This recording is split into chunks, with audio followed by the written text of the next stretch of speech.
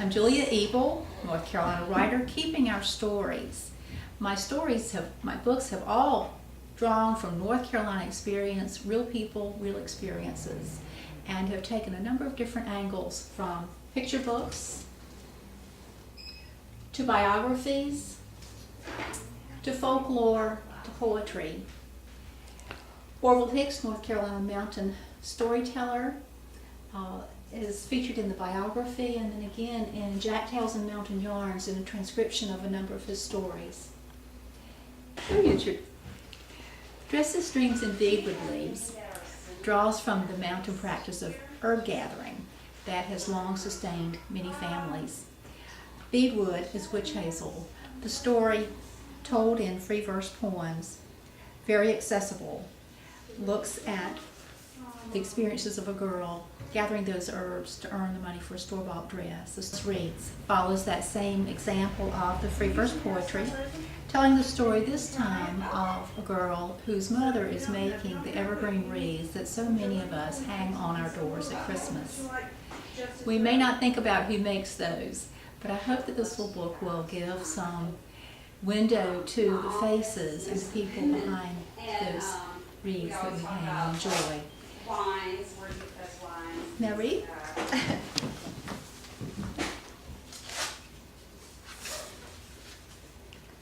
October 1st, 1969. When I stand on the porch and look across the garden and up the hill, I imagine some wild painter threw his colors all across the mountains, changing summer's green leaves to 100 shades of yellow, gold, and red.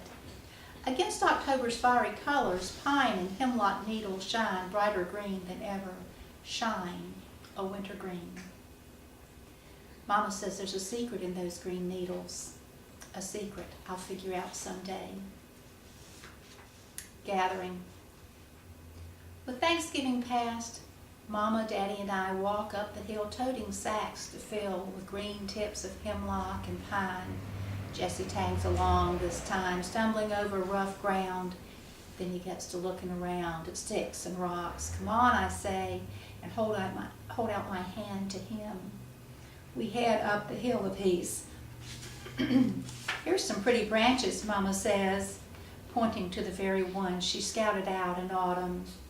Daddy uses heavy clippers to cut off branches, then tosses them aside on the sloping ground. I hold the bag wide open, and Mama fills it, being careful with the precious hemlock branches. Jessie tries to help. Careful, Mama says in her soft voice. I take a deep breath. Can't you just smell Christmas? I say to Mama. Don't you love that Christmas smell? Mama smiles. She's got work ahead. Christmas work, Christmas dreams, and Christmas plans. We carry what bags we can down toward the house. I'll drive up the hill a ways and get more later, Daddy says. Me too, Jessie says. He's always wanting to ride in Daddy's truck. Mama's hands. Walking down the hill, I look at Mama's hands. Sticky resin stained them black, rough bark and needles nicked and pricked her hands and arms, but my, oh my, did she smell sweet with evergreen perfume. Mama's workshop. The kitchen table holds no mealtime dishes, not till nearly Christmas time. Till then, it's Mama's workshop. To me, that workshop is Christmas. The kitchen, full of hemlock, fir, and pine tips, full of the delicious scent of needles and resin that creeps through our house the way fog creeps into mountain hollows.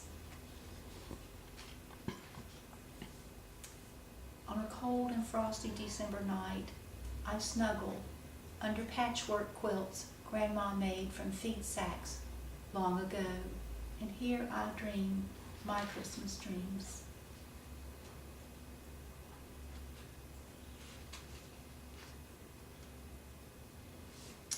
Bells. Look at all them bells, Mama says, admiring tiny hemlock cones that hang on the tips of her new wreath. She gently sets it on top of her stack of fresh wreaths. That's the best one, I say. I want to see, Jessie says, reaching for the wreath. Mama gently takes his hands. We'll be real careful with this one, so we don't knock off them bells. Listening. As I sit in my room with my math book, I hear Mama in the kitchen, same as in the morning when I wake up. I hear the snip of her scissors, cutting hemlock tips, the clank of scissors against the tabletop, the flip-flop of the wreath as Mama turns it on one side and then the other. And I hear Mama humming as Bill Monroe sings bluegrass on the radio. Learning. Show me how, I say, show me how you wrap them hemlock tips into a circle.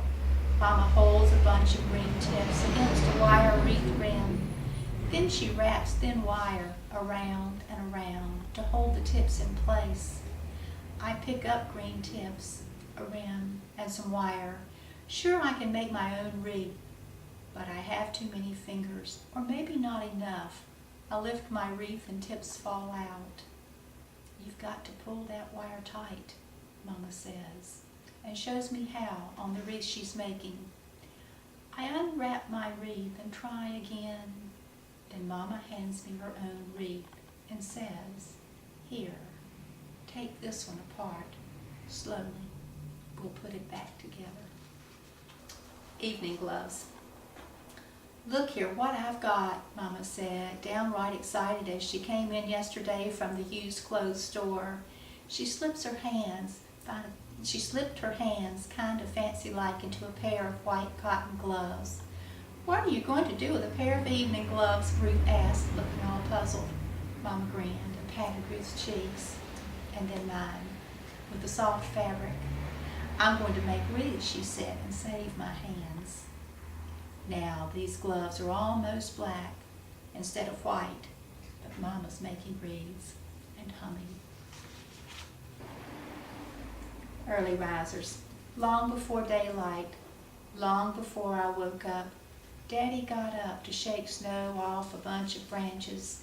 He toted them into the kitchen, let them fall and dry a little, so Mama could make wreaths. By the time I'm up for breakfast, she has 3 new wreaths. Wreaths all around. I've taken all my wreaths and hung them around the house. I hung one on the door, one on the barn, one on the fence. Then I picked a few holly sprigs and tucked them into the wreath that hung on the door. I didn't like the way the holly pricked my hands, but I liked the red berries, shining bright against the green. Mama had a piece of red ribbon, long enough that I could make a bow to tie onto my wreath. We may not have much money to spend for Christmas.